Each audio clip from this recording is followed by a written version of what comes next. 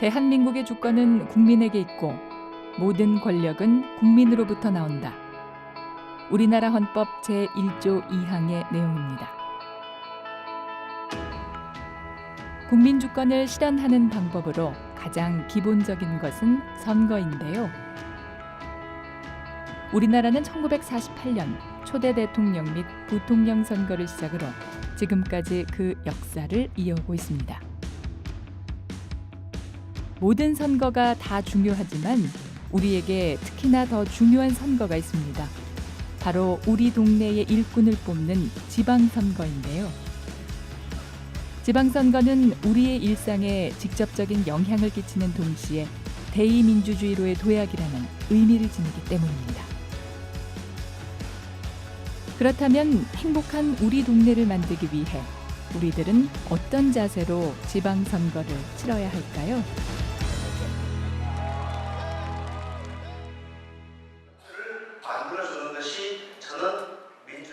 지난 4월 5일 대한상공회의소 국제회의장에서 지방선거와 동네 민주주의 컨퍼런스가 개최됐습니다. 지방자치에 대한 관심을 높이고 지방선거 참여를 이끌어낼 수 있는 방안을 논의하는 자리였는데요. 오는 6월 13일은 지방선거가 치러지는 날입니다.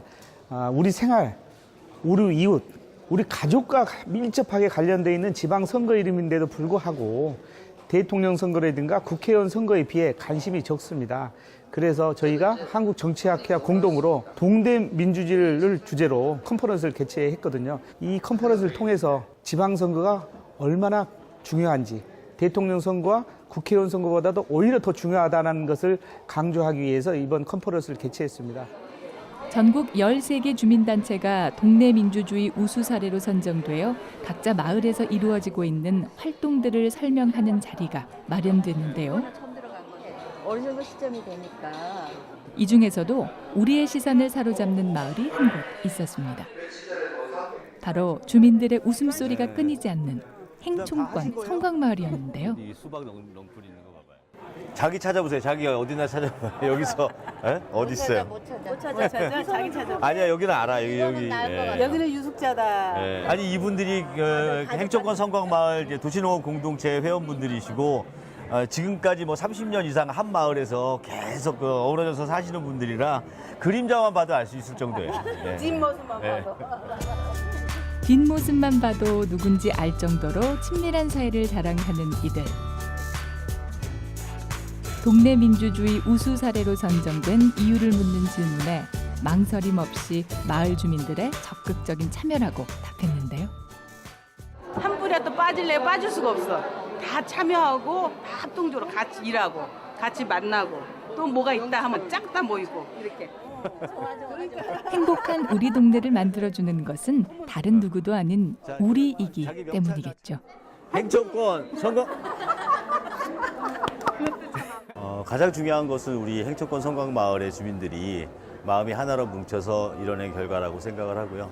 마을의 크고 작은 문제들을 우리가 스스로 해결해 보자고 하는 그런 노력으로 한 사람 한 사람의 마음이 모여서 그 일을 해결하고자 노력했던 그 결과가 오늘 우수 사례로 선정이 된 것 같습니다. 서울 한복판에 위치하고 있지만 시골에 온 듯 고즈넉한 분위기를 자아내는 행총권 성곽마을.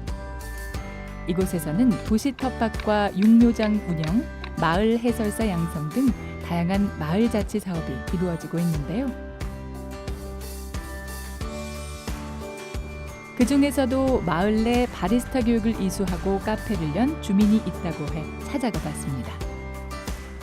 이 꽃 너무 예쁜데? 들꽃 아니에요? 카페 앞에 화분까지 진열하며 꽤나 신경 쓴 모습인데요. 하지만 진짜 정성 들인 것은 따로 있다고 합니다. 간판 예쁘지 않아요? 새로운 길이 송월 1길이거든요. 이미 잊어버려지는 동네가 돼버리잖아요. 옛날에 저 학교 다닐 때 진짜 촌스러운 동네라고 생각했는데 나이 들어보니까 너무 예쁜 동네 이름이더라고. 그래서 행촌 7-1. 마을에서는 2014년 주민들의 자립적인 소득 창출을 이끌기 위해 마을 주민들을 대상으로 바리스타 교육을 진행했는데요. 바리스타 교육 외에도 점순 씨가 카페를 열기까지 마을의 도움이 매우 컸다고 합니다. 많이 컸죠. 왜냐면 저희 공사할 때 주변에서 민원 하나도 안 넣었어요. 전혀. 시끄러워도 시끄럽다고 옆집에서 먼지 난다고 말 한마디도 안 한 거 그것들 감사하죠.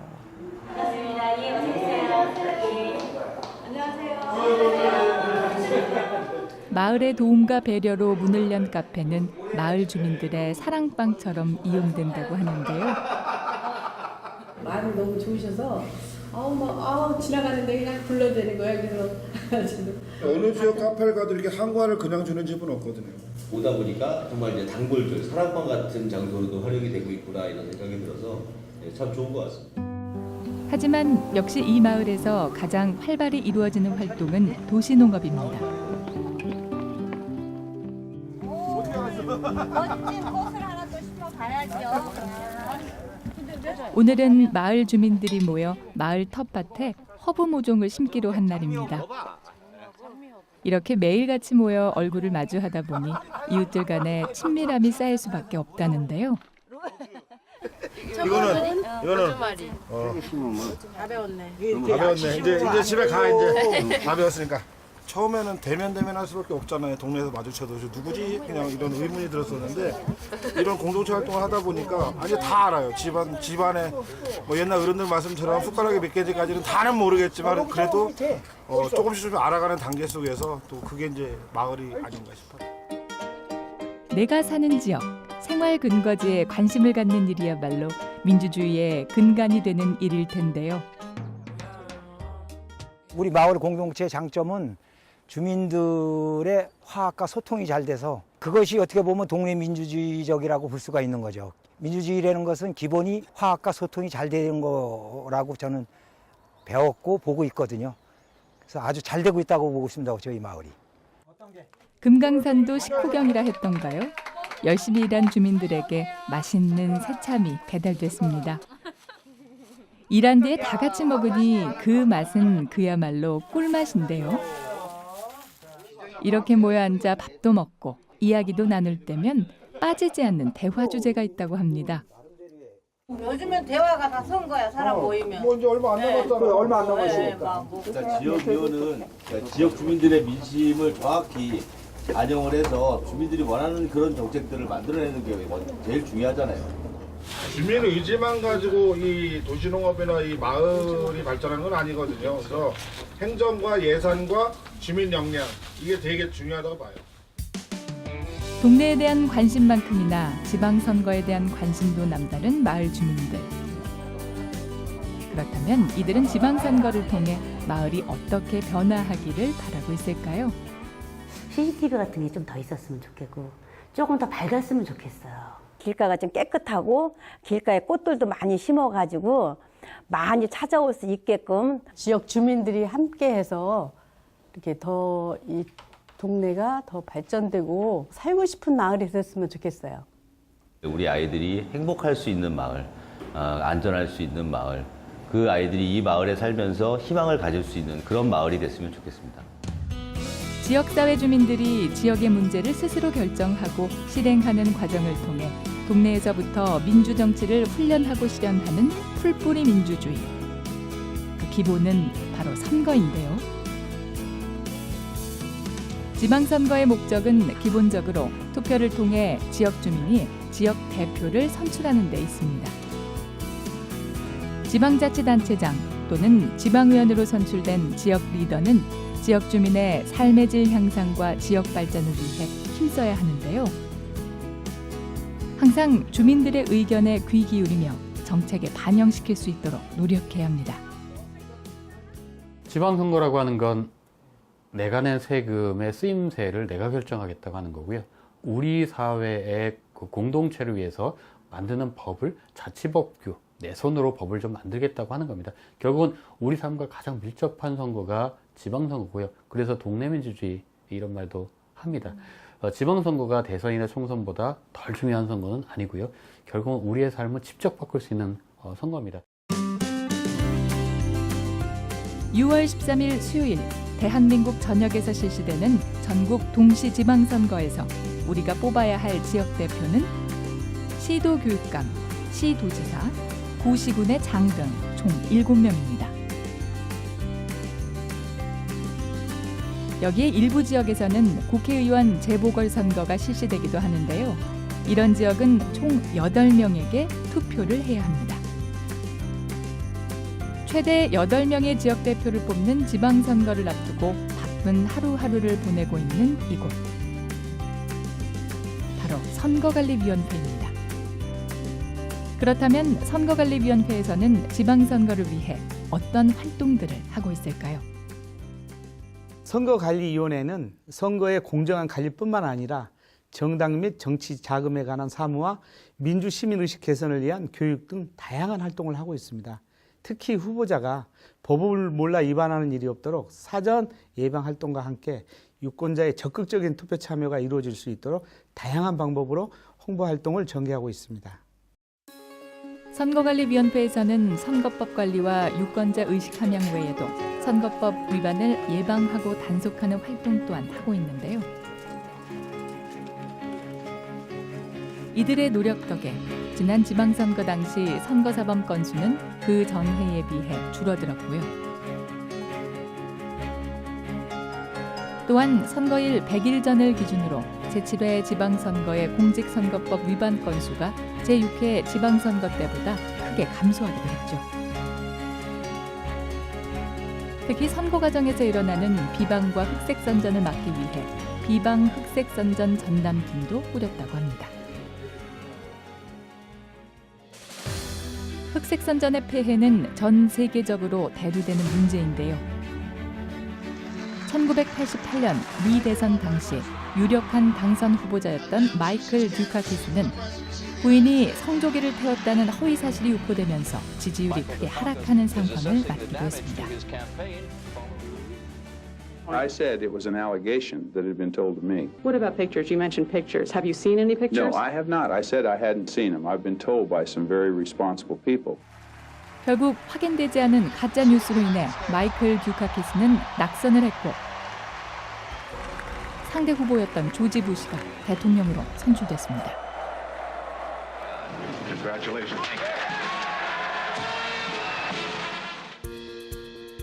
최근 프랑스도 가짜 뉴스로 인해 한 차례 홍역을 치른 바 있습니다. 때문에 대선 과정에서 루머에 시달렸던 마크롱 대통령은 당선 후 가짜 뉴스로부터 민주주의를 지키는 법 제도를 도입하기로 했는데요. J'ai décidé que nous allions faire évoluer notre dispositif juridique pour protéger la vie démocratique de ces fausses nouvelles. Un texte de loi sera prochainement déposé à ce sujet. 흑색선전 같은 구태적인 선거 문화가 계속된다면 선거 과정에서는 물론 선거 이후까지 우리 사회의 갈등과 분열은 언제라도 재현될 수 있습니다. 지금 미디어 시대 아닙니까? SNS 시대고 그러다 보니까 짧은 선거 기간 동안 우리가 제대로 된 검증을 할 수 없고 또 자칫 정책이 아니라 이미지 선거로 변질될 가능성이 있습니다. 그래서 이미지 선거가 가져다 준 피해라고 하는 것은 지난 한 20-30년 동안 많이 목격해 왔기 때문에 이제는 우리 유권자들이 두 눈을 똑바로 쳐다보고 냉정하고 또 공정하고 정말 깐깐한 우리 유권자가 되어주기를. 한 단계 더 발전된 민주사회로 나아가기 위해서는 선거가 끝난 후 당선자에 대한 축하와 낙선자에 대한 위로가 공존하고 누구를 뽑았는지에 관계없이 모두가 화합하는 아름다운 선거 문화를 만들어야 하는데요. 그러기 위해서는 먼저 정책 경쟁에 입각한 선의의 대결이 이루어져야 합니다. 정책 선거는 상당히 중요하죠. 이 정책 선거를 하게 되면은 자기가 꼭 실천할 수 있는 그런 공약을 내세우고 또 주민들은 그것을 보고서는 투표를 하지 않습니까? 그러니까는 주민과 후보자 간에 신뢰관계가 형성되는 거죠. 정치는 결국은 신뢰가 있어야 되지 않습니까? 그렇기 때문에 정책 선거는 한국의 정치 문화를 한 단계 올리는 거고 한국의 정치 발전을 그야말로 선진국 수준으로 끌어올리는 것이다. 그렇게 볼 수가 있죠. 정치인과 유권자 간의 신뢰도를 높인다는 점에서 중요성을 띠는 정책 선거. 실제로 유권자들 또한 정책 선거를 원하고 있는데요. 다음 표는 지난 10년간 이루어진 유권자 의식 설문조사 결과입니다. 다른 고려 사항들에 비해 정책과 공약에 대한 비율만이 꾸준히 증가하는 것을 확인할 수 있죠. 이렇게 정책의 중요성이 대두되면서 요즘에는 공약만 연구하고 만드는 기관이 따로 있을 정도랍니다. 이른바 싱크탱크라 불리는 곳들입니다. 우리가 뉴스를 통해 자주 접할 수 있었던 미국의 헤리티지 재단이나 브루킹스 연구소 같은 곳들인데요. 외교, 경제, 안보, 사회보장 등 다양한 분야에서 정책 연구가 이루어집니다. 하지만 좋은 정책을 만들기 위해 반드시 커다란 규모의 싱크탱크가 있어야만 하는 것은 아닙니다. 이들은 정치 소셜 기업 첼렉션을 운영하는 젊은 기업인들인데요. 폴리시 브릿지랑 칠리펀트는 정치 소셜 벤처이거든요. 지방선거 앞두고 무소속 후보자들을 위해서 지원 서비스를 좀 만들면 어떻겠느냐라고 제안을 드려서 시작을 하게 된 게 첼렉션이거든요. 시민들의 정치 참여를 늘리기 위해 국회의원 보좌관이라는 직업을 그만두고 정치 스타트업을 시작한 이들. 누구도 기다리지 않는 것 같더라고요. 게임을 통해 정치를 쉽게 배우는 정치 보드게임이나 공익을 위한 정책 제안 등 여러 가지 사업을 하고 있는데요. 이번에는 선거에 대한 사전 지식이 거의 없는 무소속 후보자들을 대상으로 공약 수립 과정에 대한 교육을 진행하고 있다고 합니다.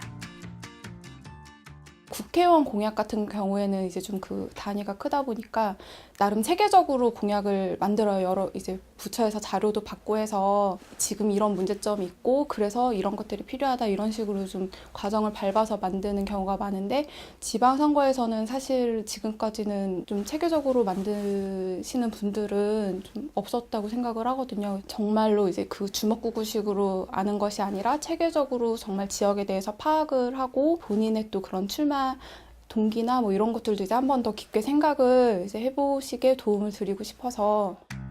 좋은 공약을 만들기 위해 가장 기본적이고 또 가장 중요한 것, 출마하려는 지역의 인원수나 성비 등 구체적인 정보를 파악하는 일입니다.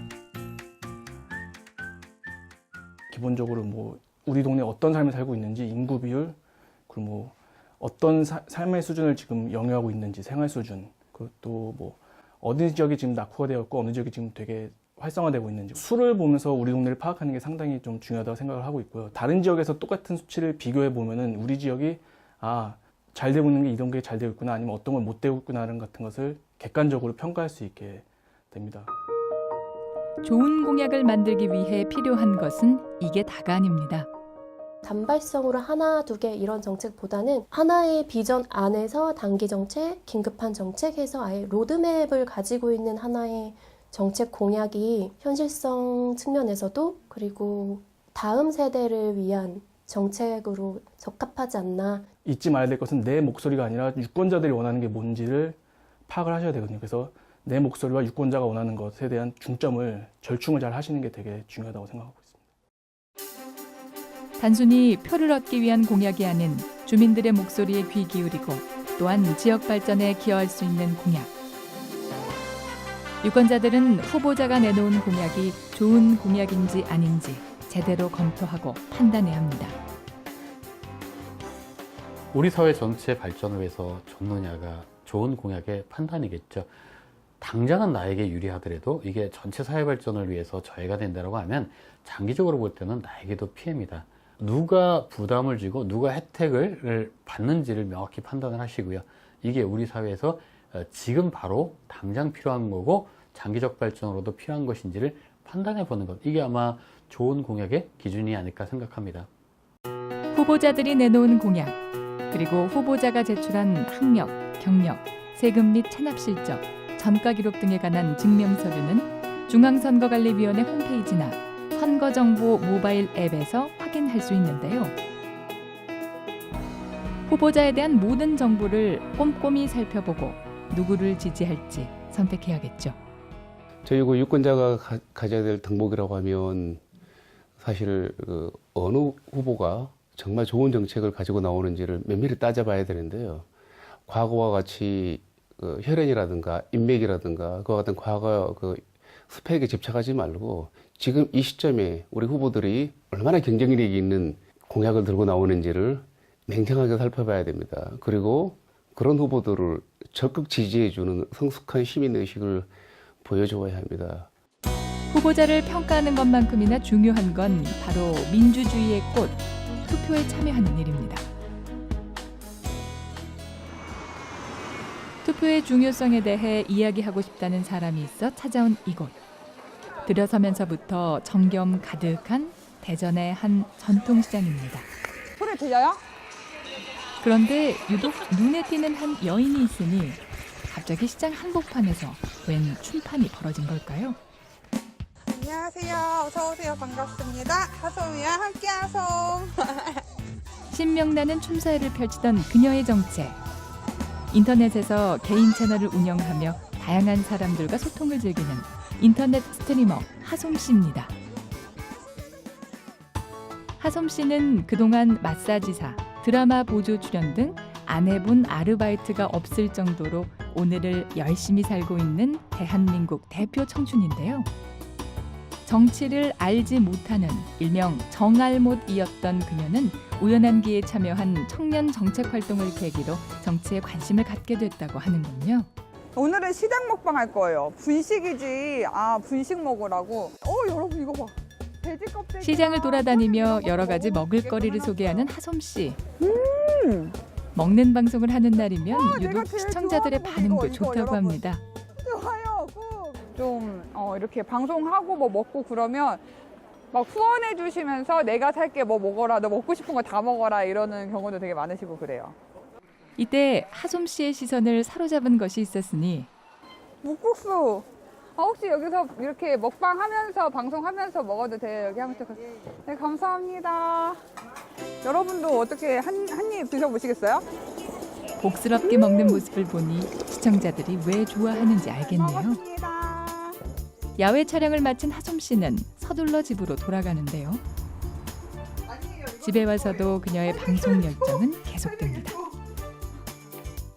얘가 마이크, 이거 에코 마이크거든요. 간혹 가다가 이거 갖다 노래 불러가지고 밤에.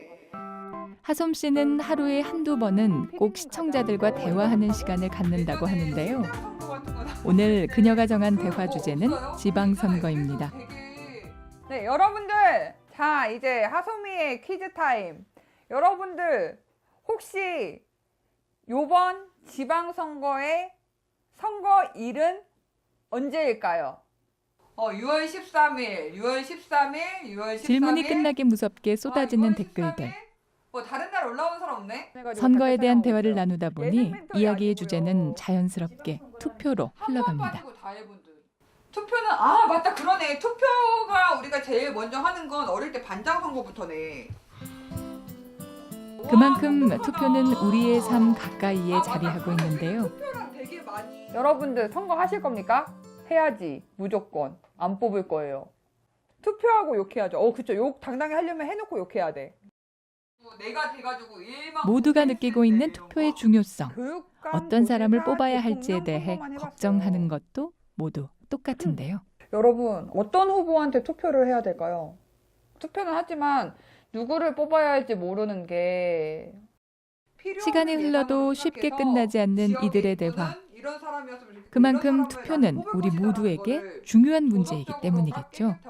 투표나 선거에 대해서 이야기를 했을 때 시청자분 댓글로 정치에 무관심한 사람은 그것보다 못한 사람한테 지배를 받는다라고 하더라고요. 그래서 차라리 그 관심을 많이 가지고 뽑고 나서 당당하게 이야기할 수 있게끔 그래서 이번에 선거를 꼭 참여할 예정입니다. 최근 들어 우리나라의 투표 문화는 축제 같은 분위기로 변했는데요. SNS에 올리는 투표 인증 사진부터 투표 축제, 이색 선거 운동까지 그 형태도 다양합니다. 투표에 대한 관심도가 높아지면서 지방선거의 투표율 또한 매년 조금씩 올라가고 있습니다. 선거는 유권자가 주인의식을 가지고 적극적으로 참여해야 성공할 수 있습니다. 유권자는 이제 후보자의 자질과 능력을 철저히 검증하여 지역 살림을 제대로 꾸려나갈 수 있는 후보자를 뽑아야 하고 후보자는 정정당당하게 경쟁하고 결과에 승복하는 아름다운 선거가 되었으면 합니다. 참여하는 사람은 주인이요, 그렇지 않은 사람은 손님이다라는 도산 안창호 선생의 말처럼 우리의 삶과 밀접한 연관이 있는 지방선거에 더 많은 유권자들이 참여함으로써 우리 지역의 손님이 아닌 주인이 되는 아름다운 선거를 치러야 할 것입니다. 민주주의라고 하는 것은 사실은 시민들의 참여에 의해서 결정이 된다고 할 수 있습니다. 그런데 이 참여가 단순히 의무로서 선거장에 가는 것이 아니고 유권자가 충분히 정보를 가지고 정책 결정을 내리는 것이 매우 중요한 의미가 있습니다. 그런 측면에서 정보를 가진 시민으로서 민주적 정치 과정에 적극적으로 참여할 수 있다는 점에서 매우 중요한 의미가 있다고 하겠습니다. 모든 선거에서 정당과 시민단체가 매우 중요합니다. 전통적으로 우리 정당의 역할이라고 하는 게 좋은 정치인을 양성하고 배출하고 또 좋은 후보로 추천하는 거 아니겠습니까? 최근에는 우리 시민단체에서도 다양한 분야에서 좋은 후보들을 또 좋은 정치인들을 많이 배출하고 있습니다. 여러 가지 구태의연한 그런 인맥이라든가 학연이라든가 이거 좀 청산하시고 이번이야말로 정말 좋은 후보를 추천하시고 좋은 공약을 내는 후보들을 우리 국민들에게 널리 알려서 사실 이번 선거가 정책 선거로 나아가는 하나의 계기가 될 수 있도록 우리 정당과 시민단체의 관계자들의 큰 협조를 부탁드리겠습니다. 선거는 축제의 장입니다. 후보자는 당선 지상주의에서 벗어나 불법 선거를 배격하고 승자에게 따뜻한 승복의 박수를 보내야 합니다. 또한 유권자들도 자신이 지지 혹은 반대하던 후보자의 선거 결과에 연연하지 않고 따뜻한 격려의 박수를 보내주어야 합니다. 축제와 화합의 모습을 보여주는 아름다운 선거를 통해서 우리는 비로소 풀뿌리 민주정치의 결실인 행복한 우리 동네를 이룩할 수 있을 겁니다. 집값이 올랐으면 좋겠다. 딸이 늦게 귀가해도 무섭지 않은 동네가 됐으면 좋겠어요. 많은 분들이 쾌적하게 살 수 있고 그리고 살기 좋은 그런 동네가 되었으면 하는 바람이 있습니다. 동네가 지도 행복하지만 더 앞으로 더 행복해지고 또 좋은 발전이 있었으면 좋겠습니다. 투표에 꼭 참여해서 아름다운 우리 동네를 만들겠습니다. 꽃은 주인의 관심과 애정 아래 자라납니다. 햇볕은 따스하게 쬐고 있는지, 물이 부족하진 않은지, 꽃을 갉아먹는 벌레가 있지는 않은지, 이것들은 꽃이 활짝 필 수 있기를 기다리는 자의 작은 관심일 수 있으나 꽃에게 있어서는 앞으로의 생사를 판가름하기도 하는 중요한 일입니다. 이처럼 꽃의 생사가 주인의 보살핌과 관심에 있듯이 지방선거 또한 유권자와 후보자 모두의 관심과 애정 아래 아름답게 꽃필 수 있을 것입니다.